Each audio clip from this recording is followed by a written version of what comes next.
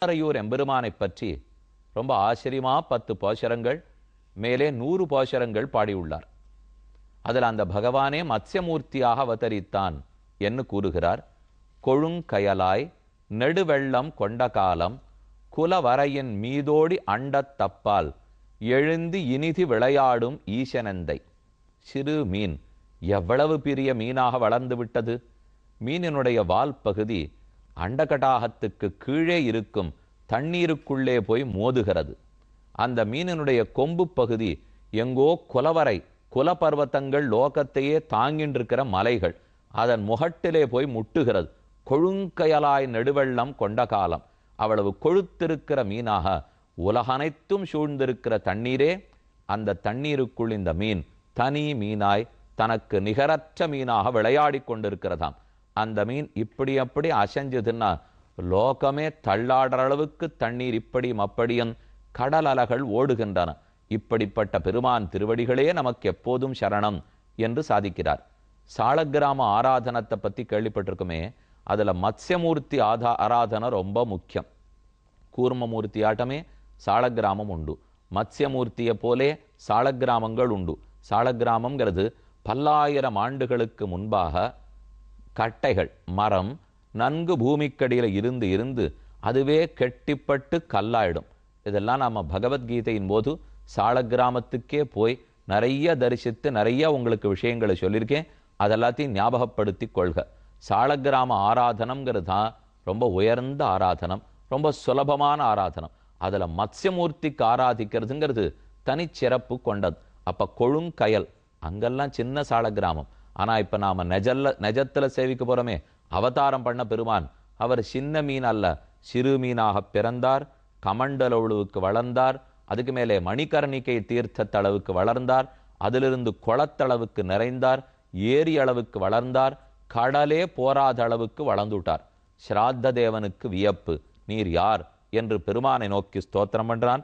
நமஸ்தே புருஷஸ்ரேஷ்ட ஸ்தித்யுத்பத்யப்யஈஸ்வர பக்தானாம் ந பிரபன்னானாம் முக்கியோ ஹ்யாத்ம கதிர் விபோ. விபோ இப்போ நாம் பார்த்துருக்கிறது 8வது ஸ்கந்தத்தில் 24வது அத்தியாயத்தில் 28வது ஸ்லோகம். ஹே புருஷர்களுக்குள் உயர்ந்தவனே, உன்னை வணங்குகிறேன். ஸ்திதி உற்பத்தி, பிறப்புக்கும் இறப்புக்கும் ஆக்கத்துக்கும் அழிப்புக்கும் காப்புக்கும் காரணமாக இருப்பவரே. சர்வே லீலாவதாராஸ்தே பூதானாம் பூதஹேதவஹ ஞாதுமிச்சாம் யதோரூபம் யதர்த்தம் பகவதா திருதம். உன்னால் இந்த மீனான வடிவம் எதற்காக ஏற்றுக்கொள்ளப்பட்டது, இதை தெரிந்து கொள்ள வேண்டும்னு ஆசை கொண்டேன். நீ சொல்லணும். நீ பிறந்ததற்கெல்லாம் காரணம் உண்டு, உன்னுடைய விளையாடல்களுக்கு அனைத்துக்கும் காரணம் உண்டு. அப்ப அந்த மீனை பார்த்து ரொம்ப ஆச்சரியமா சொல்றார். பெருமானுடைய மீனின் கண்களை சேவித்த போது மத்ஸ்யஹ கமலலோச்சனஹ, தாமரை கண்களை போல ரொம்ப அழகா இருந்துதான். உடனே ஸ்ராத்த தேவர் பாடுறார். நதே அரவிந்தாக்ஷ பதோபசர்ப்பணம் ரிஷா பவேத் சர்வசுகிருத் பிரியாத்மனஹ யதேதரேஷாம் பிருதகாத்மனாம் சதாமதீதிருஷோயத் வபுர் அத்புதம் ஹி நஹ. உன்னுடைய திருமேனியை பார்த்தாலே உள்ளம் குள்ளை போகிறதே. மீனுடைய உடம்புல எங்க தொட்டு பார்த்தாலும் வழவழவழான்னு தண்ணீர் இருக்கு மொழியும். அதை போல பெருமானுடைய திருமேனியில் எங்க தொட்டு பார்த்தாலும் மகாலட்சுமி மகாலட்சுமி மகாலட்சுமி. ஸ்ரீதேவி நாச்சியார் திருமகள் திருமகள்.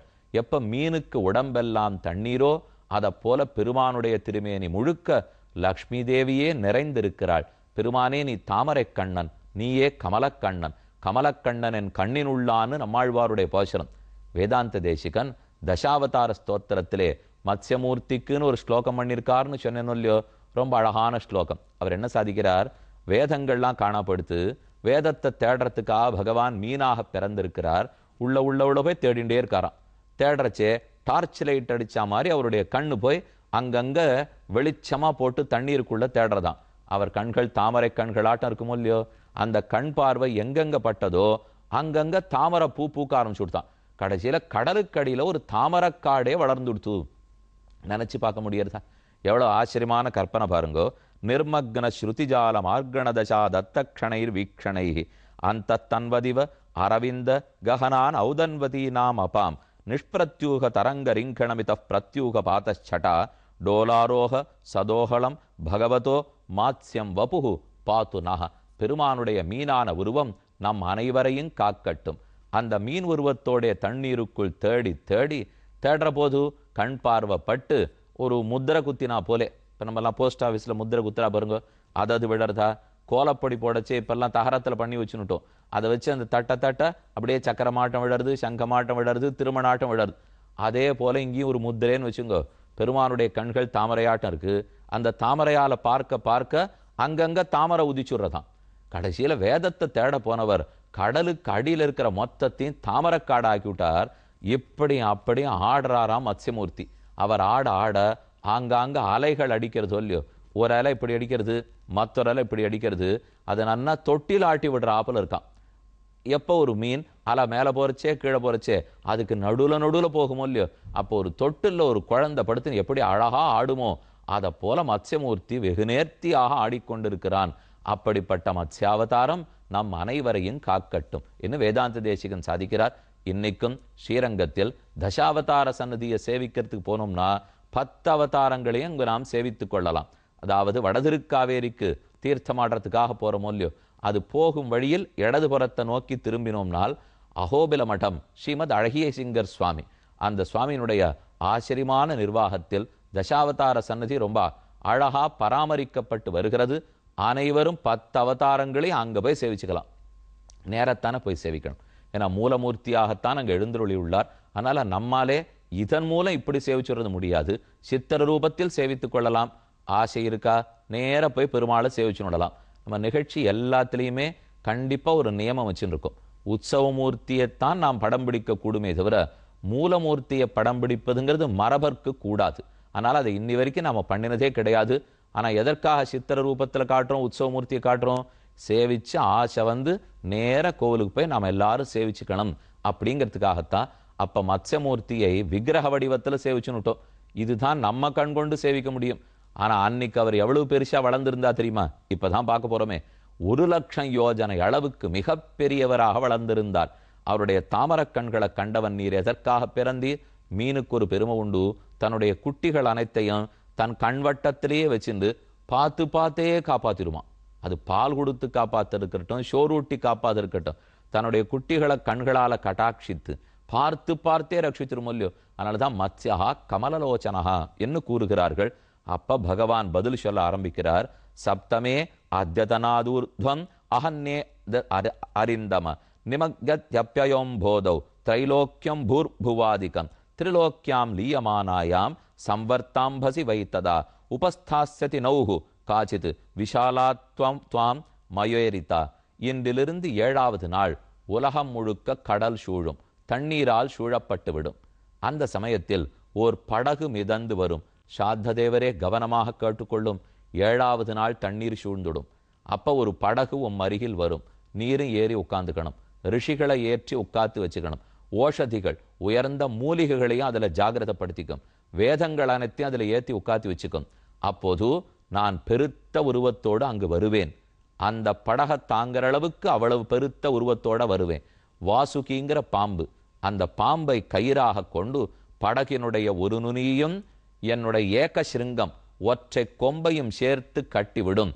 இந்த பிரளயம் ஓயற வரைக்கும் நான் ஜாகிரதையா அந்த படகை காப்பாத்திடுவேன். அப்போது உமக்கு உபதேசிப்பேன், சந்திப்போம் என்று சொல்லிட்டு பகவான் மறைஞ்சு போயிட்டார்.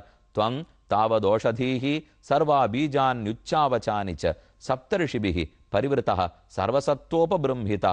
அப்படி 7 ரிஷிகளையும் மூலிகைகளையும் உயர்ந்த விதைகளையும் வித்துக்களையும் அதில் வைத்துக் கொள்ளும் என்று சொல்லி பெருமாள் மறைஞ்சு போயிட்டார்.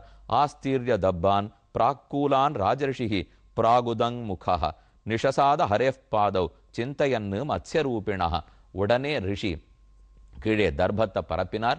7வது நாள் வரட்டும், பெருமானை தரிசிப்போங்கிறதுக்காக காத்து கொண்டு பெருமானையே மனத்தில் தியானித்து கொண்டிருந்தார். சொன்னா போலே 7வது நாளும் வந்தது. கடலும் சூழ்ந்தது. ததசமுத்திர உத்வேலா சர்வதா பிளாவயன் மகீம் வர்தமானோ மகாமேகை வருஷத்பி சமதிருஷ்யத ஏகசிருங்கதரோ மத்ஸ்ய ஹைமோ ஹைமோ நியதயோஜன நிபத்திய நாவம் தச்சிருங்கே யதோக்தோ ஹரிணாபுரா வரத்ரேணாகினா துஷ்டா துஷ்டாவ மதுசூதனம். அப்போது உயர்ந்த கடல் அனைத்தையும் சூழ்ந்துவிட பெரிய உருவத்தோட மத்ஸ்யமூர்த்தி அங்க வந்தார். 10,000 யோஜனையா, 10,000 யோஜனையா, 1,00,000 யோஜனை அளவுக்கு மிக பெருத்தவர். அந்த அளவுக்கு பெருத்திருக்கிற ஒற்றை கொம்பு. அந்த கொம்போட மீனமூர்த்தி மத்ஸ்யமூர்த்தி அருகிலே வந்தார். கண்டவருக்கு வியப்பு தாங்கவில்லை. ராஜா உடனே ஸ்தோத்திரம் பண்ண ஆரம்பிச்சார். அநாத்ய வித்யா உபஹிதா ஆத்ம சம்பித் தன்மூல சம்சார பரிசிரமாதுராக எதிர்ச்சையேகோபசிருதா யமா பிரயுகு விமுக்திதோ நஃப் பரமோ குருர்பவான். மறுபடியும் பிறப்பு இறப்புகளாகிற சுழலிலேயே சிக்கிக் கொண்டிருக்கிறேன். அவித்யை அறியாமை என்னும் இருளிலே மூழ்கி இருக்கிறேன். இதோ பிரளயத்தில் இருள், பிரளயம் முழுக்க தண்ணீர். அதை போல என் வாழ்க்கை எப்போதும் பிரளயத்தில் உள்ளது. எப்போதும் தண்ணீரில் மூழ்கி இருக்கிறேன். தேவரீரே மீனாக வந்து எனக்கு உபதேசிக்க வேண்டும். விஷ்ணு சஹஸ்ரநாமத்திலே குருதமஹா என்கிற திருநாமங்கள்லாம் இருக்கே, அதெல்லாம் மத்ஸ்யாவதாரத்துக்குன்னு இருக்கிற திருநாமம். பெருமாள் இவரால் ஸ்தோத்திரம் பண்ணப்பட்டதும் ஒரே ஆனந்தப்பட்டார். நீரே குரு, உம்மை இப்ப சேவிச்சுட்டேன். அப்ப என் ஹிருதயத்தில் இருக்கிற கேள்வி கணைகளுக்கு பதில் கிட்ட வேண்டும். என்னுடைய ஹிருதயத்தில் இருக்கிற முடிச்சுக்கள் சந்தேகங்கள் அத்தனையும் அழிந்து போக வேண்டும். உம்மை தவிர நம்முடைய ஐயங்களை யார் போக்குவார்கள்? ஜனோபுதோயம் நிஜ கர்ம பந்தனஹ சுகேச்சயா கர்ம சமீகத்தே சுகம். ஜனங்கள் எல்லாம் நல்ல ஞானத்துக்கு ஆட்படாமல் அஞ்ஞானத்தாலே உழன்று எதையோ சுகம் எதையோ இன்பம் என்ன அனுபவித்துக் கொண்டிருக்கிறார்கள்.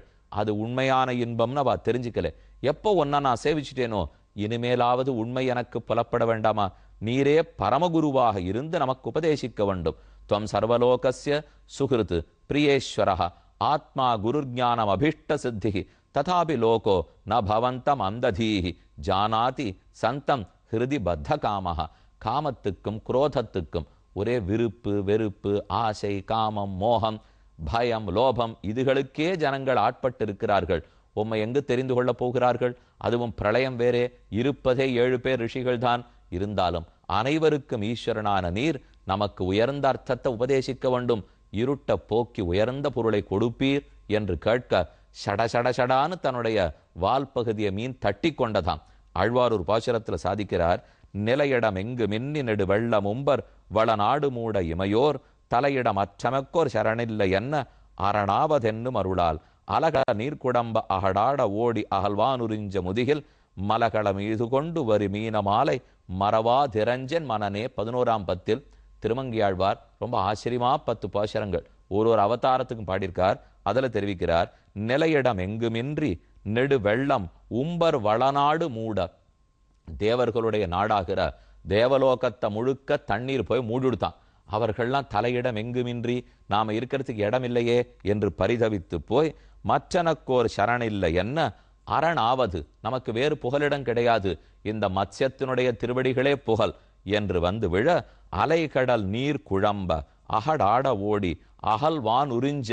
அலைக்கடல் நீர் முழுக்க குழம்பி போக ஆகாயத்தளவுக்கு மீன் வளர்ந்து போயித்து. கொழுங்கயலாய் நெடுவெள்ளம் கொண்ட காலம் வானோரளவும் முதுமுன்னீர் வளர்ந்த காலம் வலியுருவில் மீனாய் வந்து வியந்துய்ய கொண்ட தண்டாமரை கண்ணன் என அதே திருவங்கியாழ்வார் பாடியிருக்கார். முதுமுன்னீர் பழைய காலத்துக்கு பிரளய நீர் வானோர் அளவுக்கு போய் முட்டித்து. அப்போது முதுகில் மலைகளை மீது கொண்டு வரு மீனை மாலை மறவா தெரிஞ்சன் மனனே. மலையையே தன்னுடைய பின்புறத்தில் வைத்து தூக்கி கொண்டு பெருமான் இப்படியும் அப்படியும் ஆடிக்கொண்டிருக்கிறார். கூரத்தாழ்வான் தம்முடைய சுந்தரபாகுஸ்தவத்தில் சாதிக்கிறார். பிரளயஜ நீரபூரஸ்வ நிலையாவசன்ன வதன பிரமத சரண்யபூத சரணார்த்தி நாகி சரணம் பவன்ஸ்வ கிருபையா சலதுத தீரிதாம்பு கலுஷீக்ரியாட்ய கமனஸ்வ பிருஷ்ட விதிருதா அச்சலகுல ஏஷ மீன தனுரத்ர சுந்தரபுஜோ வனாத்ரி நிலையா. இதே திருமங்கியாழ்வார் பாசுரத்தை வடமொழியில் ஆக்கி கூரத்தாழ்வான் கொடுத்துள்ளார். இப்பதான் மத்ஸ்யமூர்த்தி பேசுறதுக்கு ஆரம்பிக்கிறார். சாத்த தேவரே உமக்கு உபதேசிக்கிறேன் என்னும் மத்ஸ்ய புராணம் அப்போதுதான் உபதேசிக்கப்பட்டது. மத்ஸ்யாவதாரமே மத்ஸ்ய புராணத்தை உபதேசித்ததாம். மத்ஸ்யரூபி மகாம்போதௌ விஹரன்ஸ் தத்துவம் அப்ரவீத் புராண சம்ஹிதாம் திவ்யாம் சாங்கிய யோக கிரியாவதீம். மத்ஸ்ய புராணத்தை உபதேசித்து புராணங்களில் ஒரு உயர்ந்த புராணம் மத்ஸ்ய புராணம். அஸ்ரௌஷி திருஷிபிகி சாகம் ஆத்ம தத்துவம் அசம்சயம் நாவ்யாசீனோ பகவதா புரோக்தம் பிரம்ம சனாதனம். ரிஷிகளோட கூட படகில் அமர்ந்து கொண்டே ஸ்ராத்த தேவரும் மத்ஸ்ய புராணத்தை கேட்டுண்டார். ஆத்ம தத்துவத்தை பத்தி பரமாத்ம தத்துவத்தை பத்தி பகவானை அடைவதற்கு ஒரே வழி பக்தி தாங்கிறத பத்தி எல்லாத்தையும் பெருமான் உபதேசித்தான். அதீத பிரளயாபாய உத்திதாய ச வேதசே ஹத்வாசுரம் ஹயக்ரீவம் வேதான் பிரத்யாஹரத் ஹரிஹி பிரளயம் முடிஞ்சவுடனே அதே எம்பெருமான் ஹயக்ரீவ அசுரனை முடித்து வேதங்களை திரும்ப மீட்டு பிரம்மாவுக்கு நன்கு உபதேசம் பண்ணினார். இது எப்பேற்பட்ட கதை! இந்த கதை யாரெல்லாம் கேட்கிறாளோ என்ன பலன் கிடைக்கும்? இப்படி பகவானுக்கும் ஸ்ராத்த தேவருக்கு நடந்த உரையாடல். சத்யவிரதஸ்ய ராஜர்ஷேர் மாயா மத்ஸ்ய சார்ங்கிணா சம்வாதம் மகதாக்கியானம் ஸ்ருத்வா முச்சேத கில்பிஷாத். இந்த பேச்சுவார்த்தை யாரெல்லாம் கேட்டுக்கொள்கிறார்களோ அவர்கள் பாபங்களிலிருந்து விடுதலை அடைகிறார்கள். அவதாரோ ஹரேர் யோயம் கீர்த்தையேத் அன்பகம் நரஹ சங்கல்பாஸ்தஸ்ய சித்தந்தி சயாதி பரமாம் கதிம். இது தித்தியப்படிக்கு மத்ய புராணத்தையோ அல்லது பாகவத புராணத்தில் இருக்கிற இந்த மீனின் கதையையோ யார் தினப்படி படிக்கிறானோ தினப்படி கேட்கிறானோ அவன் எடுத்த காரியம் அனைத்திலும் வெற்றி பெறுகிறான் என்று சொல்லி மத்ய புராணம் முடிவடைகிறது. அதாவது மத்யாவதார கதை முடிவடைகிறது. 8வது ஸ்கந்தம் இன்றோடு முடிவடைகிறது. விடை பெறுகிறேன்.